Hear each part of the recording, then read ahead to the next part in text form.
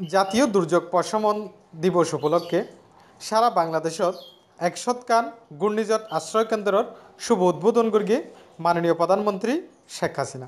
ইয়ানোর ধারাবাহিকতায় হাস্যবাজার জেলার পেকুয়া উপজেলার রাজাহাল ইউনিয়নত একখান আশ্রয় কেন্দ্রের উদ্বোধন করি। অনেক সময় মনুষ্য সৃষ্ট দুর্যোগ মোকাবেলা করতে হয়, তবে যে কোনো দুর্যোগ মোকাবেলায় বাংলাদেশ এখন যথেষ্ট পারদর্শিতা অর্জন করেছে। এই সময় উপস্থিত বক্তা হলে আমাদের জন্য চিন্তা করে মাননীয় প্রধানমন্ত্রী আজকে যে পদক্ষেপ নিয়েছেন তার জন্য আমরা পেকুয়াবাসী মাননীয় প্রধানমন্ত্রীকে আন্তরিকভাবে ধন্যবাদ জানাচ্ছি। এলাকার মানুষ এই ঘূর্ণিঝড় আশ্রয় কেন্দ্র পাই অনেকটা খুশি বলেই জানার।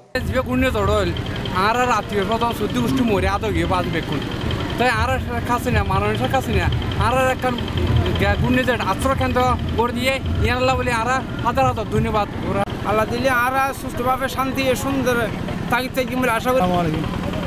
আর শেখ হাসিনা আর ধন্যবাদ দিয়ে ধন্যবাদ।